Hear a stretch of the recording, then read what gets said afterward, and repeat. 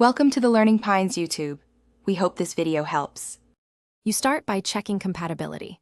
Identify your Android version and the headset type so you know whether the phone expects a CTIA/TRRS plug or a USB audio device. Once done, plug the headset into the correct port or adapter and make sure developer options are enabled. This lets you change USB configuration when needed.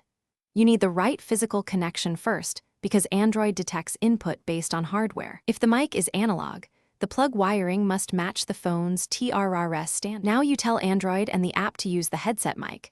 Open the recording or calling app, go to its audio settings, and select the external microphone or USB audio device.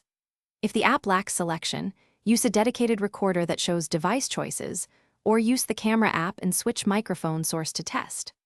Once selected, set input gain modestly and turn off automatic noise suppression or enhancement so you can confirm raw mic behavior. This isolates the mic and prevents software from muting it. Finish by verifying.